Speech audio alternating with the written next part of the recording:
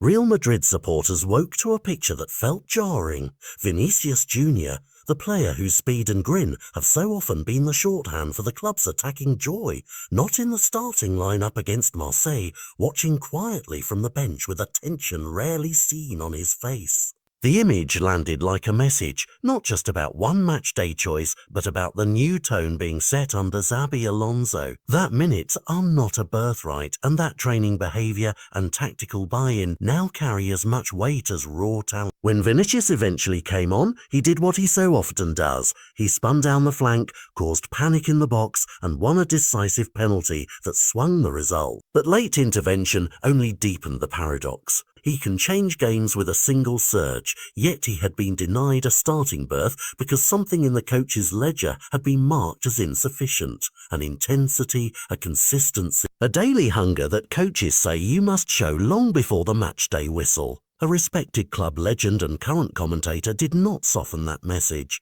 In blunt terms, he told the world that selection is earned and that even the most electrifying players must pay the price of discipline.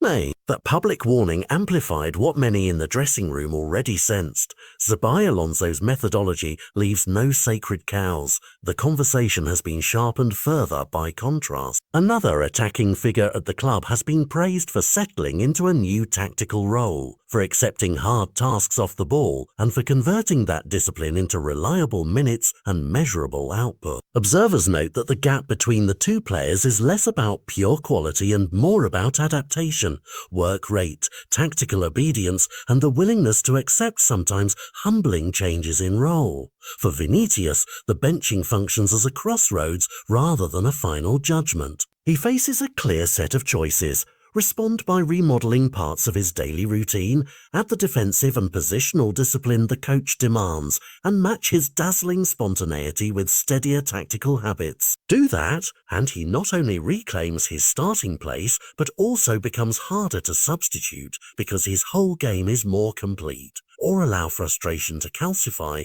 let standards slip, and risk being slowly superseded by teammates who show the relentless commitment to what Alonso wants. This is not unusual in football, where fiery talent sometimes use a public clash as fuel for reinvention and where others diminish because their conduct no longer fits the method. From the club's perspective, Alonso's firmness is a calculated trade-off. Benching a marquee name provokes noise and immediate debate, but it accelerates a cultural reset managers often crave, a clearer locker room contract where standards are visible and non-negotiable. The short-term prize is headlines and possible unrest. The longer-term prize can be a steadier, more predictable team that depends less on individuals and more on trusted processes. Yet this must be handled with nuance. Pushing too hard risks fracturing relationships, while being too lenient risks eroding authority. Fans and pundits will spin competing narratives. Sympathy for a talented star, praise for a coach asserting control. But the objective measures will tell the real story. Training intensity, how the player answers when selected, and whether his touches and decision-making show a new tempering of instinct with system. Those visible changes will turn chatter into clarity. There's also a human side to all this. Elite players live on confidence. Asking a superstar to show humility without losing self-belief is an emotional and psychological challenge that requires careful man management.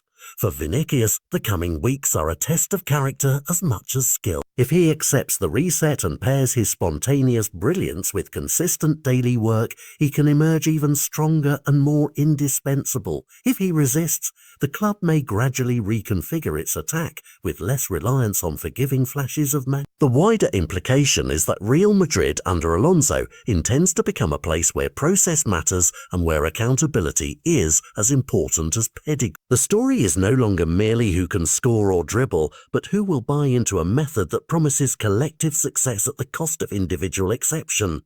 Vinicius's response will therefore shape not only his season, but the team's identity. Watch the training reports, team sheets and minutes in the next few matches. They will tell us whether this benching was a single warning or the opening chapter of a deeper transformation. And they will reveal whether a superstar bends to the new rules or whether a club that prizes discipline moves on without him.